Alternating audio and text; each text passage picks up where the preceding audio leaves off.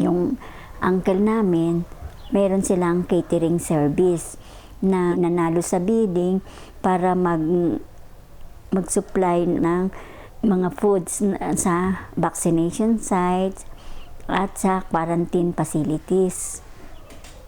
Parang mahirap ba mag-bake? Hindi naman, madali lang namang mag-bake. Ang first mo, mamamalengke ka ng mga ingredients. And then sa hapon, hanggang gabi na yon, magbe-bake na. Kinabukasan, di-deliver.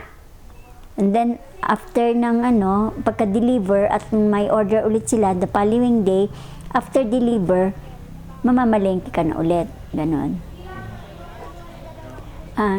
Noong nag-ECQ ang Baguio Market, mahirap kasi ang palengke day is may schedule. Meron kang quarantine pass, yung ID mo may kulay. So kung anong kulay, yung araw na yon doon ka lang pwedeng pumasok sa palengke. Ang mahirap, everyday yung order, tapos ganun. Kaya kailangan may contact ka doon sa palengke. May kontak ka sa palengke para Ay mo na. Halo-halo ang tao rito sa Baguio. So karamihan din ho ng ating mga nasa palengke, may mga taga Cordillera, meron hong Highlanders, meron din hong mga Lowlanders dito.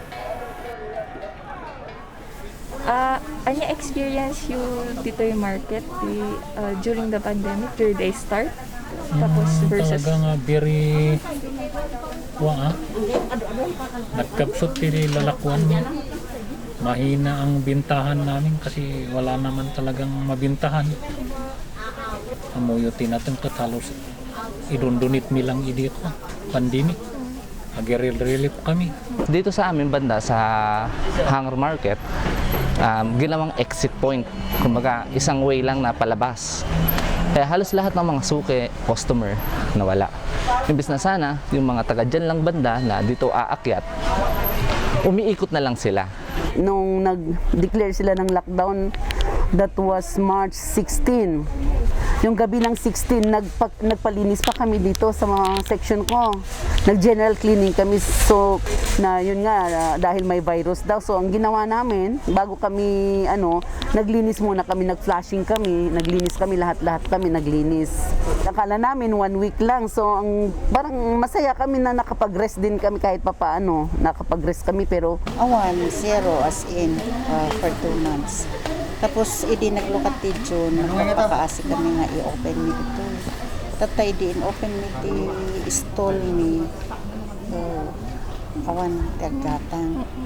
2 years talagang na wala. Steady dito.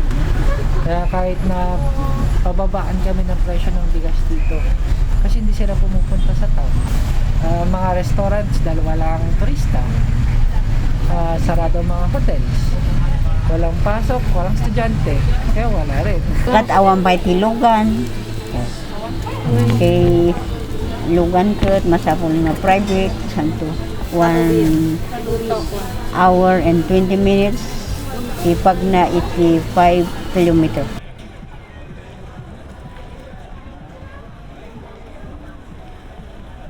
Ano po yung opinion niyo tungkol sa modernization? Nung kauupo ng bagong mayor natin, sinabihan niya si Councilor Mylene, yung committee ng infra, na maggumawa ng plano ng market, tayo ang gagawa. Which is, ang ganda sana, 4 na buwan po kaming nag-meet. Every Thursday nagmi-meet kami sa Bamarva building together with Councilor Mylene Yaranon. Parang tinawag kaming technical working group. Some officers ng market together with the city government. Nakagawa kami po ng plano. Gawa ng technical working group. Na which is gusto namin lahat. Almost lahat kami dito sa palengke. Gusto namin yon. Biglang nawala yung plano namin yon. At bigla nilang sinabing SM. Umiikot yan mag-isa eh. Huwag kayo mag-alala ganyan. Sige. Kaya mahal na mahal namin siya. Very Pero good. nagbago siya nung February 22. Nung pinirmahan niya ang OPA, original OPS, opo sir. Hindi namin alam na kami pala ang maapektuhan. Ulitin ko po, the people of Baguio deserve a clean, green, orderly, and modernized market. Ibigay po natin sa kanila. Ibigay po natin sa kanila. At the end of the day, Paano na? Ang daming nagtatanong. Kaya ang ginawa namin, a group of 10 to 15, ini-inform namin sila. At siyempre kino-comfort din kasi paano na yan. Alam nyo kung minsan, wala na nga kaming benta, ganun pa ang maririnig namin. Alam mo, ang dami talagang madidepress talaga yung feeling, yung mga taong nakakarinig ng ganyan. Never nila kaming kinonsult. Yung mga lalaking korporasyon na yan, never nila kaming kinonsult yung mga tao ng palengke. Dumiretso sila sa City Hall. Doon sila nag-present, hindi sa tao ng Baguio. Kaya nga yan ang lagi namin sinasabi na after daw ng usapan, ganyan din ang nangyari sa Uniwide eh. Walang public consultation. Parang public information na lang. Basta mo lang proposal na pareho. Siyempre, bagay na building, agabang kami. Yan, itikitaan mo. Bumaba po sila, maglipot po sila sa palengke. Danhin po nila kung ano nangyayari sa palengke, especially now na pandemic. Kung ano nangyayari sa palengke, tignan nila kung ilang tao ang ma-affected. Actually, ang kami nga tumututol dito modernization mga ibagbagada dito. Pero hani nga amo no niya pagdisuan mi. Amo mi nga adote maawan nga tuwan. Affected amin yung gana dagito timan tomboys. Da kami nga small vendors lang.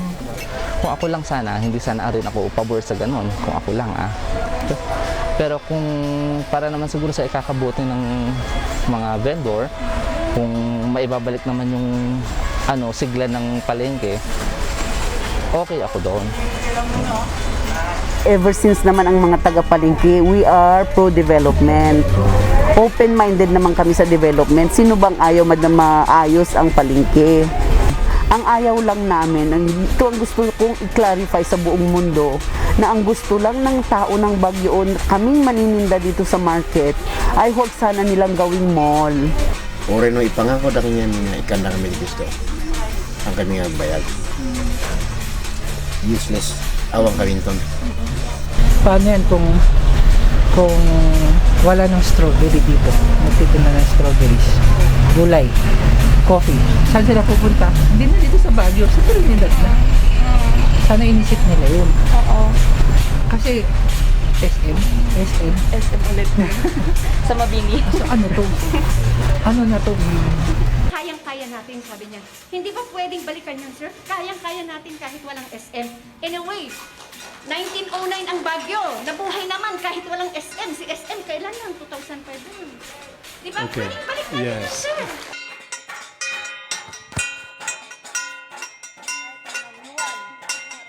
Dito lang sa section 2, ang dami naming registered nurse. Isa rin sa akong doon. Ang daming mga teachers, registered teachers. Ang daming accountant. Pero andito sila. Tapos nag-uusap-usap kami ng friend ko. Gusto ko may anak pa rin ako dito. Na kahit pinag-aral namin yung anak namin, gusto namin mga anak namin andito pa rin.